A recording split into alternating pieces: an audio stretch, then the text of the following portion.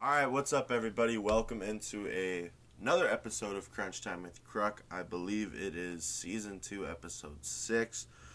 We got a full slate ahead of us today. Not a whole lot of guest speakers. Getting back to the basics. It's going to be a lot of me. So I hope you like to either hear my voice or hear what I have to say.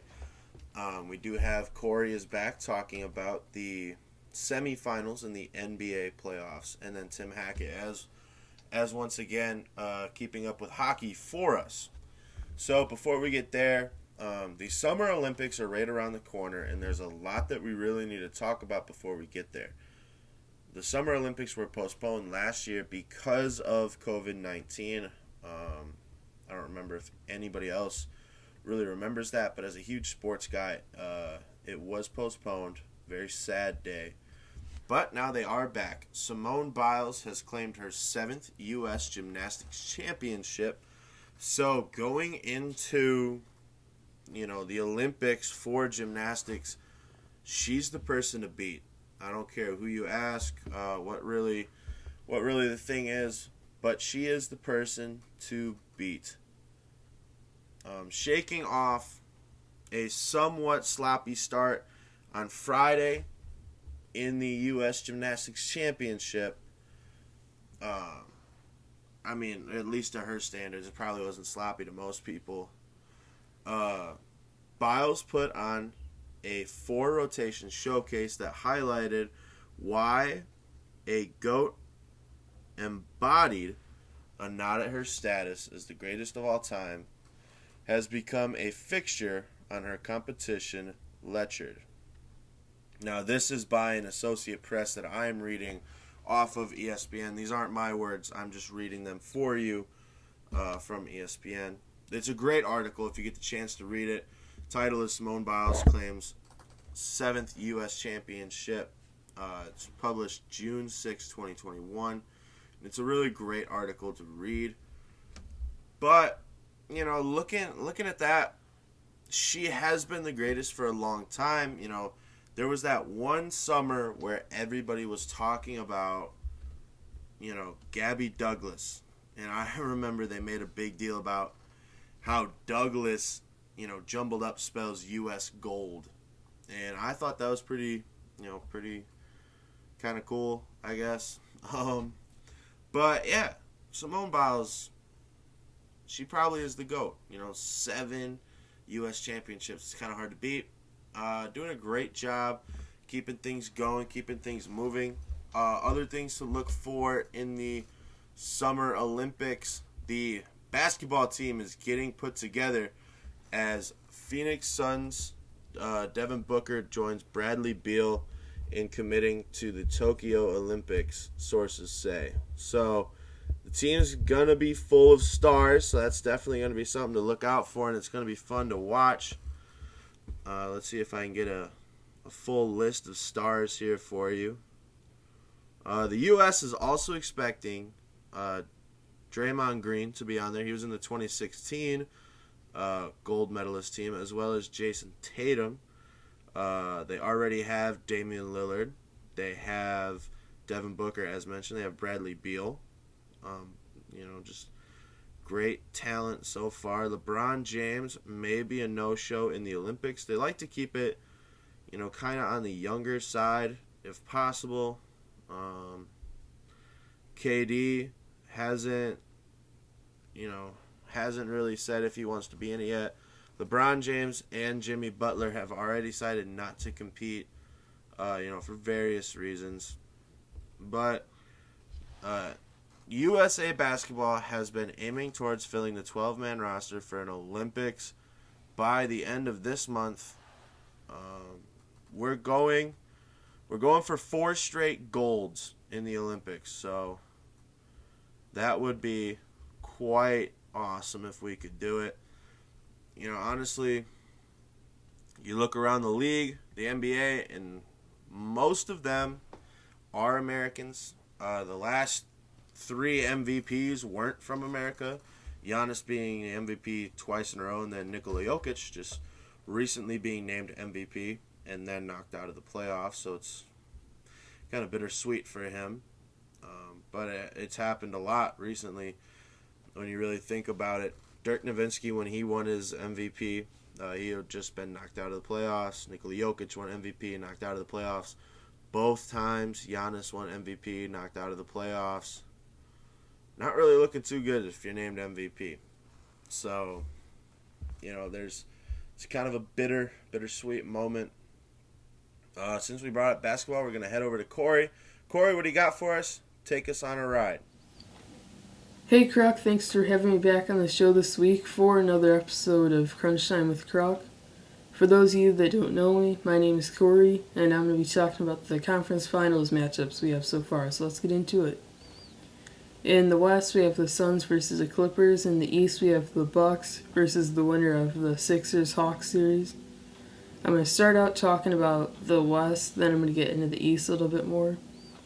In the West, we have Chris Paul. He's going to be out for the Game 1 and possibly Game 2 due to COVID safety protocols. Kawhi is also expected to miss Game 1 with the knee injury he had. He missed Game 5 and 6 in the Jazz series due to that injury. We had Paul George go off against Utah in Game 5. He had 37 points. We had Terrence Mann go off in the Game 6 with 39 points, which is his career high. I feel that the Suns losing Chris Paul is probably a bigger deal than the Clippers losing Kawhi Leonard right now. Chris Paul provides a lot of the offense to the Suns. He starts it and gives a lot of shots to Devin Booker. Kawhi Leonard, he's very big key in the Clippers game, but with the Clippers players stepping up and playing like they do, it's been really good for them, and they can still win without him. Paul George is able to get to the hoop quite a bit in the Clippers Jazz series, so I think you should look for him to do that more against the Suns due to the smaller defenders that the Suns have. The Suns are also a less defensive-oriented team than the Jazz are, so I think that'll allow for more offense in the Clippers. If Kawhi is also able to come back for Chris Paul can, then that will also be an advantage for the Clippers because they can take a bigger lead to get the series up 3-0 or possibly 2-0 before Chris Paul comes back.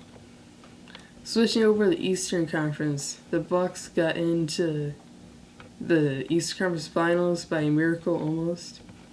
They beat the Nets. They survived a last-second shot by Kevin Durant at the buzzer in overtime.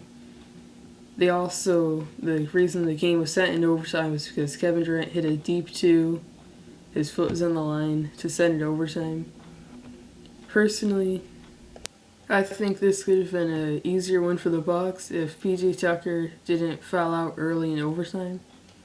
I also think this could have been an easier win for them if Giannis took less three-point shots and took it more to the post. He shoots about 1 to 4 threes a game, and he usually makes about one of those threes. If the Bucks end up playing the Hawks in the conference finals, I would look for Giannis to drive for the basket more because the tallest player on the Hawks is 6'10" and Clint Capella, and Giannis is estimated to be 6'11" or 7 feet. Since he has a 2-inch advantage over him and really long arms, he can extend past the defender to go up for layups and hook shots around the basket. Switching over to the Sixers-Hawks matchup tonight, I think that the Hawks will have to have a big game from Trae Young in order to keep the game close. I think the Sixers will have to play hard the whole time down the stretch, and I think they'll also have to do what they did in Game 6, which is sub out Ben Simmons whenever there's an opportunity where the Hawks need to foul. This is because Ben Simmons has a low free throw percentage of 32.8% from free throws. I think this can be costly for the 76ers down the stretch if they plan on keeping him in, because the Hawks can potentially just hack away at him, force him to shoot free throws, and get the rebound to take down the court, where Trae Young can shoot about 34% from 3 and about 44% from the field. The Hawks play very high-paced offense, which causes them to score more points. If they speed it up, then the Sixers will probably slow it down and throw it into Embiid on the other side of the court. Joel Embiid had 39 points in Game 1 and 40 in Game 2. He took a little bit of a cold streak in Game 3 and 4 with 27 and 17 points in those games. He bounced back with 37 in Game 5 and then 22 in Game 6. Them winning Game 6 with him only scoring 22 points shows that the 76ers can win without Joel Embiid having to put up 40-point games each night. But I think that in order for the Sixers to win this game, they'll have to have a big game from him, above 35 points. He's a big key for them. That's where most of their offense comes from. And I think that in order for them to match Trae Young's point total and the Hawks' overall scoring totals, I think they'll need a big game from Joel Embiid. And they'll also need Ben Simmons to step it up. They'll also need Seth Curry to be on fire tonight and hit his usual threes.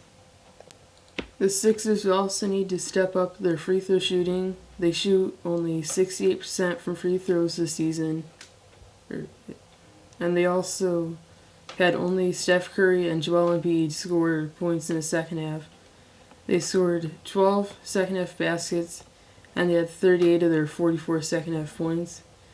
Despite that, they only lost by 3, and I think that as long as they do better, they can handle the Hawks and move on to the Eastern Conference Finals. They'll be playing the Bucks, and I think this could be an even matchup with Joel Embiid going against Giannis.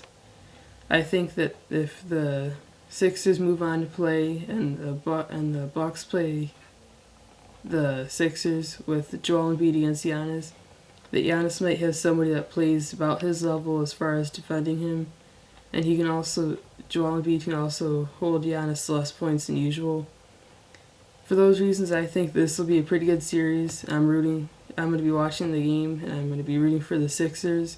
Thanks, Cory. That video was recorded around 5 o'clock, June 20th, Sunday, June 20th. So it was done before the game. Now that the game is over, Atlanta beat Philly, so Atlanta's going to move on and play the Bucks. Sorry, Cory. Your team didn't win. But I am wearing my Rockford Rivets sweatshirt. Cory and I went to a Rockford Rivets game not too long ago. He took his grandfather and grandmother, and then I also brought along a friend as well, and we had a great time. Just at the local baseball game, and it was a really fun game to go to. If you're ever in Rockford, in the Rockford area, definitely make sure to check out a Rockford Rivets game. It's a great atmosphere. It's a great ballpark. You'll have a lot of fun there. And, it's not too overly priced for a baseball game. But, yeah, the Atlanta Hawks ended up beating the 76ers. So the Atlanta Hawks will be playing the Milwaukee Bucks moving forward in the Eastern Conference Finals.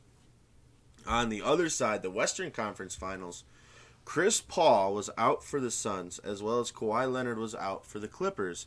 So both teams without one of their two big stars played today. Phoenix Suns ended up winning the game 120-114 over the Clippers.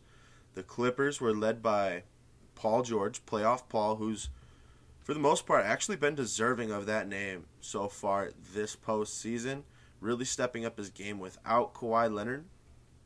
And then Devin Booker's just been on another level so far. I believe he's one of the people in the upcoming Space Jam movie, but I'm not for certain on that. But anyways, he's playing otherworldly. That's the little connection I'm trying to make there, if you guys followed it. Yeah, he's out of this world. He's been playing lights out. He had a triple-double today with around 36 points. He's a point guard putting up, almost prime LeBron, prime, D Wade numbers. It's honestly something that really should be watched because, he's not a kind of guy who's just going to put these numbers up in the playoffs. He's the kind of guy who puts these numbers up whenever he has to. He's dedicated to carrying the team, and that's something that is honestly, something that I honestly prefer to watch. A lot of honesties there now that I just realized it. But looking at the stat sheet, Paul George ended the game with 34 points. He was 7 for 8 at the free throw line. He was 7 for 15 beyond the arc. That's a lot of shots to put up out there. But he played 39 minutes of the game. So, it was a pretty good job. Looking at another player, Reggie Jackson was 4 for 12 from beyond the arc. And he only had 24 points. But, it's just none of them were really shooting the ball all that well from beyond the three-point line. As a team, they were 20 for 47, so right around the 42% range. At the free throw line, they were 14 for 17. It's not a terrible day at the office. Looking down at it, Devin Booker actually had 40 points. He was 3 for 7 from beyond the arc, so he did the majority of his damage in the mid-range and in the paint, as he was 15 for 29, as well as 7 for 7 at the free throw line. He ended up with 13 total rebounds, 11 assists. He had 3 personal fouls, and he only turned over the ball twice. Another player to look at is Payne. Payne was having a great day today. Cameron Payne. His plus-minus, so his differential while on the court, was plus 14. So the team was just playing better with him out there on the court.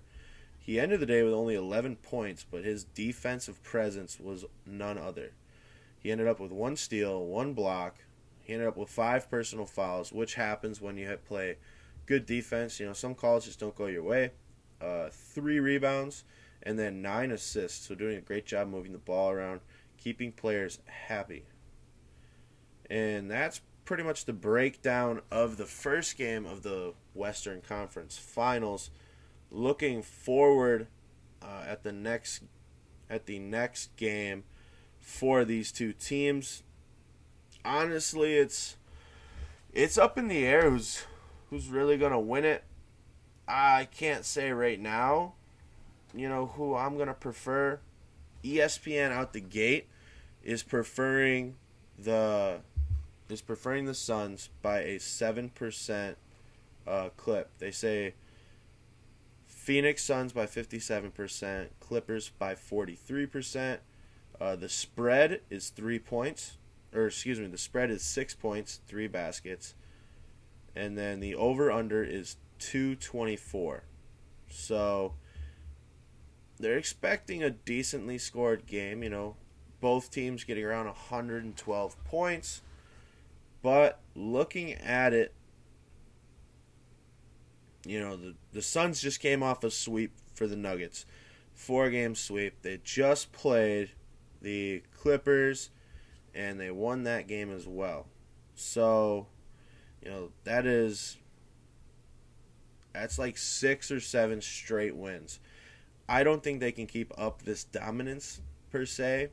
I think they're going to end up dropping a game, 1 or 2 games soon. But so far, they've been looking really good. Really good. The Bucks and the Hawks to look at. Chris Middleton has been playing like a true all-star. When he made the all-star game, it was kind of like, is he really an all-star? Like, we couldn't get anybody better to play. Now he's playing in the playoffs, and this guy's like, 15 rebounds, no big deal. 4 for 7 beyond the arc in the first half, no big deal. 38 points, no big deal. Giannis is over here trying to keep up with him. Giannis is like, okay, I got 35 points, nobody want to talk about me, huh? 15 rebounds, I thought that was pretty good. The Bucks, in my opinion, are not a floor-stretching team. They cannot hit the 3-ball consistently enough to be taken seriously at the perimeter, but at the same time, They have players, when they're hot, they're hot. So you can't really leave the three-point line open in the first quarter, first half. If you come out second half and they're still not hitting the three ball, I would sit back in a 2-3 zone and just let them have it. Because Giannis started shooting threes early in the year, and it kind of panned out. He's done with shooting threes. Chris Middleton, he can hit the pull-up mid-range shot, right? He'll back you down, he'll turn around, and he'll hit the Kobe fader. Not the traditional Kobe fader, but a form of a Kobe fader. But that's a mid-range shot. The rest of the players on the team are mainly defensive players with a little bit of offense to go with them. Not a whole lot of offense brought to the table by the other three, but there is enough to be, you have to guard them seriously. Now on the other side, the Hawks are a floor-stretching team if I've ever seen one. Trae Young will pull up from Damian Lillard range and make it look normal, and people aren't giving him the credit for it. John Collins, he is going to body up Giannis Antetokounmpo. The only problem I see with that, and this is personally just me, some players get superstar calls. And, honestly, you'll see it too. LeBron James will get away with, an extra step on a travel, or, Derrick Rose will get away with something on the Knicks. Superstar calls here or there. James Harden will flop when he wasn't touched. He'll get a call. Kevin Durant will go drive the lane, wasn't touched, but he'll still get the call. There are superstar calls. If Giannis Antetokounmpo starts to get superstar calls against John Collins, the game could be changed very quickly. Has Giannis got superstar calls in the past? Not really. He's had to fight for his contact. He's really had to force himself, through the paint to the line, and almost had to sell contact to make the refs really see that he's getting pushed around like this. But if the refs give him superstar calls, I think the Bucks are going to take it in 6. Because not that the refs make that big of a difference in a game, but they make that big of a difference in a player's head, especially young players. Now, John Collins has been in the league for a little bit. Trae Young's been in the league for a little bit, but Trae Young has already gotten in trouble telling refs to open their eyes. John Collins, if he gets it in his head, hey, I can't play defense against this guy, they're just going to make bad calls, that's in his head now. That's up here. And as a player, you're the only person who can control your head. So you have to be able to take it in consideration and be like, all right, I have to move forward now. I can't get stuck on this call. But honestly, looking at the stats between the two, it should be a very close series. I give it Bucks in 6. I think the Bucks are going to make the finals, and then I think they're going to lose to the Suns. So my prediction last time wasn't right because the Nets didn't really pan out, but I still have the Suns winning it all. So that's going to be fun. We're going to take it to Tim Hackett now for some hockey talk. Tim, take it away for us. What do you got? Hey, Kruck, it's Tim Hackett in Kansas City. Thanks again for having me on the show. We are halfway toward determining the two teams who will compete in the Stanley Cup Final here in the 2021 season. I want you to think about this. Under normal circumstances in the Stanley Cup Final, it would not be a surprise to see two teams that match up that didn't play each other much, if at all, in the regular season, because it's normally Eastern Conference versus Western Conference, and there's only so much inter-conference play that happens in the regular season. So seeing two teams that met maybe once in the regular season, maybe 0 times in the regular season, isn't a surprise. But this year, in the semifinal round, the Final Four round, because this year is so weird and unprecedented and all of that, these semifinals are the first time that any of these 4 teams are playing a team outside of their division all year. The regular season was all intra-divisional. You're playing the other 6 or 7 teams in your division exclusively. The first 2 rounds of the postseason was all intra-divisional. You only played teams inside of your division. So this is the first time that any of these teams are playing teams outside of their division. And with that said, Usually when a team plays a team in the postseason that they haven't seen very often, there's what we call a feeling out period. For the first 10 minutes or so of the first game of the series, teams don't really do very much. You don't see a whole lot of high-paced action. Teams kind of pass around and try to suss out what the opponent is going to do defensively in their lineups and schematics and all that stuff. We saw that in the Islanders and Lightning series, which I thought was a surprise, seeing as those teams played in the semifinals last year. But we did not see that in the Vegas and Montreal series, which meant that game one was wide open and was a ton of fun. And I thought that was a surprise, seeing as those two teams have only met lifetime, I think, 7 times before this series. Remember, Vegas joined the NHL in 2018, and Montreal is a long-standing franchise, but they only played like 7 times before this postseason series. And now that this series has started, Montreal, a little bit of a surprise, but maybe we shouldn't be surprised by them anymore. They have a 2-1 series lead. The reason why Vegas was dominating Game 3, I mean, get this, Vegas outshot Montreal 30-8 through 2 periods in Game 3. That doesn't necessarily mean a lot if your shots are all coming from the back end, from your defensemen, and they're all not high-quality chances, but they've gotten high-quality chances on Carey Price in this series, but the Montreal goaltender has been up to the challenge. The Vegas forwards need to do more. Their forwards have scored 2 goals in this series. The rest have come from defensemen, and even in Game 1, where the Vegas offense was great and they won that game 4-1, 3 of those goals came from D-men. So the forwards need to be a whole lot better in Game 4 and going forward. The 2 goalies have been really good, as I mentioned, but Marc-Andre Fleury with a gaff in Game 3, allowing Montreal to tie the game. Fleury tried to play the puck between his legs with just minutes to go, less than 2 minutes to go in regulation time. That allowed Josh Anderson, who hadn't scored in weeks, to swoop in and tap a puck with his backhand into an empty net. That is not a new thing. Marc-Andre Fleury has always been a goalie who likes to play the puck, even dating back to his days in Pittsburgh. He always did it, and it has cost him in the past, and it does again. Now, I have seen reports earlier on Sunday that Robin Lehner was the first goalie on the ice during the morning skate on Sunday. What that normally means is the first goalie on the ice during the morning skate is the goalie that starts the game that night. It's not a requirement, but that is almost always how it goes. I don't think that's the case here. I think this is a smokescreen from Peter DeBoer, and I would be super surprised if Robin Lehner starts Game 4, assuming that Fleury is healthy.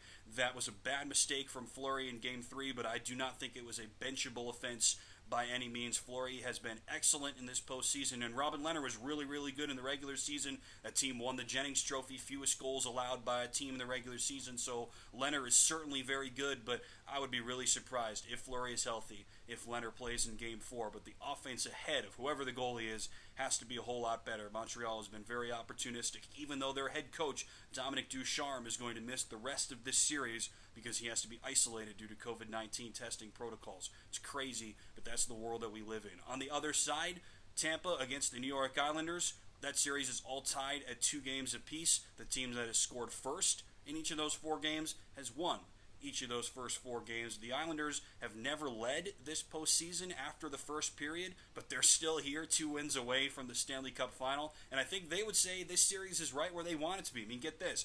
In the first round against Pittsburgh, the Islanders trail the series 2-1. They win the next 3 games, they move on. In the second round against Boston, the Islanders trailed the series 2-1.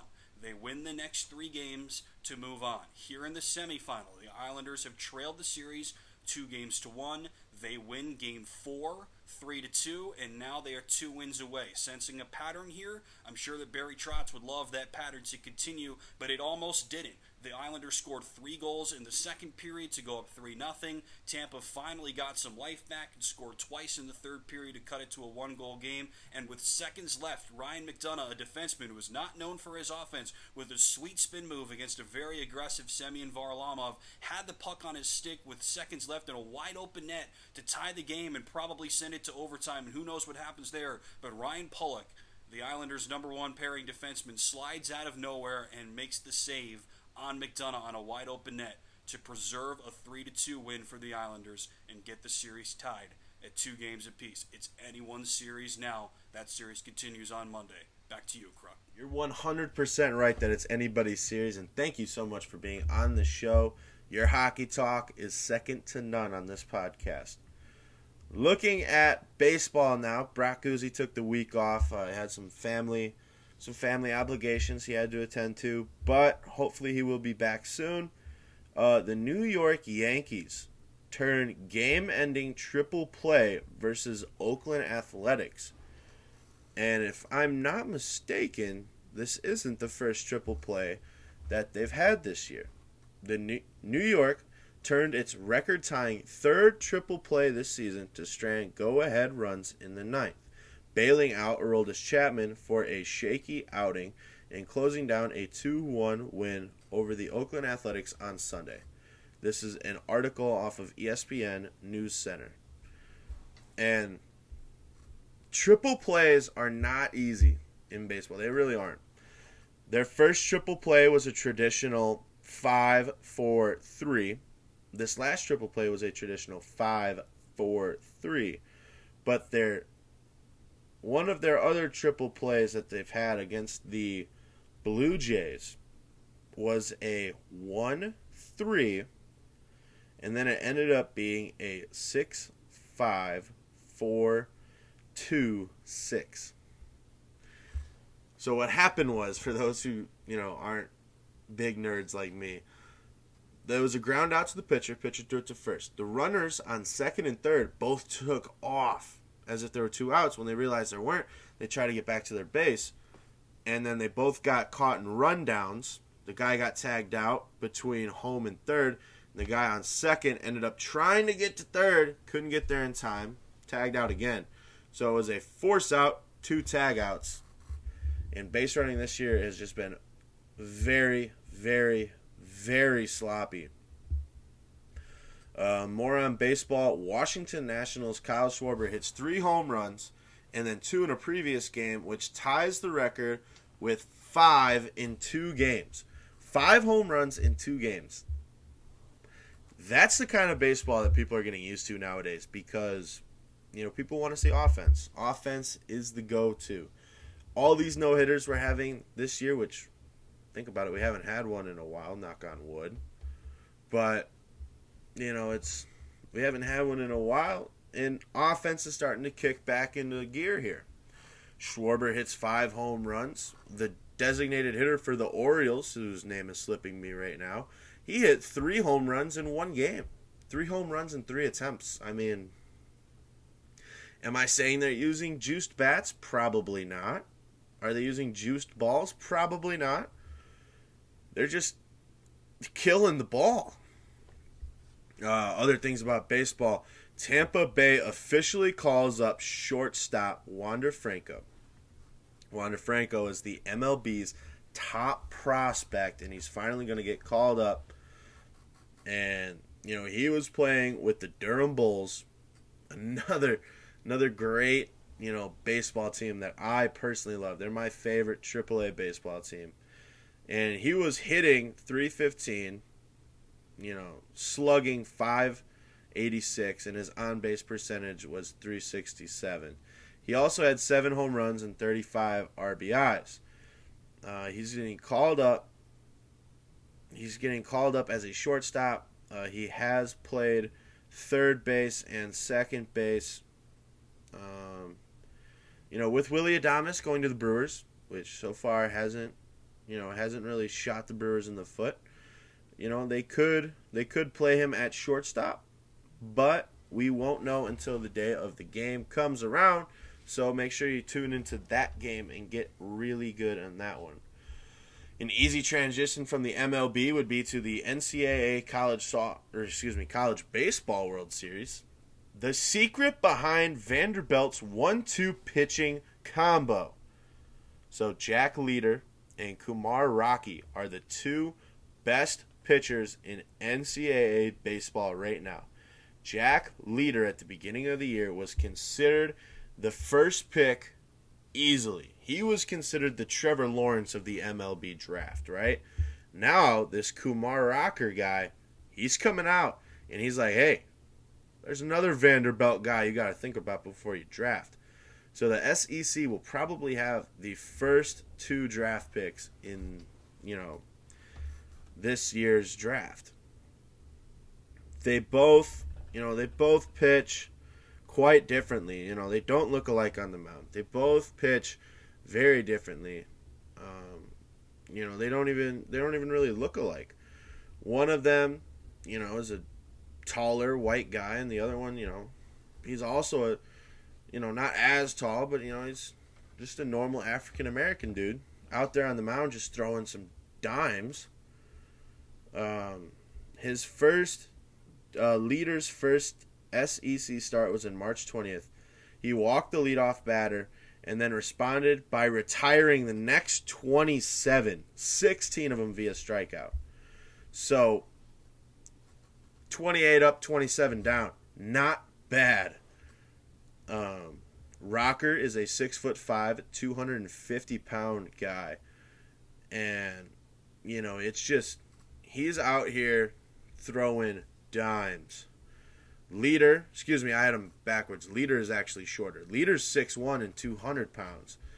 So, you know, Leader's a more typical looking guy. And then, you know, you got a 6'5" Rocker who's out here almost looking like the black version of Randy Johnson the way he pitches. And it's just, these two are going to be some of the hardest threats in baseball to come, whether it's right now NCAA or moving forward into the MLB, because they both have huge fastballs. And it's not even funny to watch.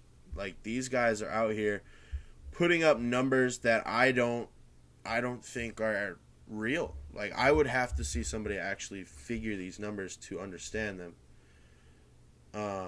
Leader credits his father for helping him develop his curveball. Obviously, you all should remember his father. He played in the majors for a long time. One of the great closers back in the day. He's really been working on his curveball, and then Rocker's working on his slider. So whether they get you with the fastball or with the breaking stuff, there's not a good chance that you're going to be successful against this team in the long run. And then you can't forget about their offense. Their offense is great as well, too. But their pitching is really what stands out to me. Finally, we're going to wrap up on golf. So last time we talked about golf, I brought in my dad, and he talked about Phil Mickelson. I'm going to take a crack at it this time and talk about Jon Rahm, who closes with 2 birdies to win the U.S. Open for his first major. He almost won his second major today, but in the last course, he was pulled from the tournament after 3 full rounds of play because of COVID testing. He tested positive for COVID. And, you know, you guys probably remember my rant. Think of all the things he's touched, all the people he's met, all the, you know, whatever, all the different golfers he's interacted with. You know what? It finally came true. He was leading the pack in that last, you know, tournament by 6 strokes. He ended up losing. But today, he won at 6 under par. That's poetic justice for you. You know, the golf world, they'll be out on their own little tangent, you know, saying, oh, you know, this should have been his second one. He should be going for the Grand Slam. But it's up in the air whether or not, you know, you think he deserved the perfect or not. I'm just glad he won. I'm tired of seeing the same people win everything over and over again. With the golf world in mind, any news about Tiger Woods is still scarce to hear about. Hopefully his recovery is going well. We'd like to see him back out there on the grass again. Just really hasn't been the same without him. You know, when he made that big comeback for the Masters win, you know, we all thought he's back. You know, like the prodigal son is back. And now he's just taking some off time after that very, very scary car accident. So hopefully he'll be back in time. Until next time, if you're watching on YouTube, once again, please like, comment, subscribe, do whatever you want to do. If you're listening to it on Apple Podcasts, Spotify Podcasts, wherever you get your podcasts, feel free to leave a couple stars. If you leave 1 or 2 stars, I'd like to know what I can do for the podcast to make it better. If you leave 3, 4, or 5, feel free to leave a comment as well. Make sure you subscribe, definitely. And we'll see you next time. Same bat channel.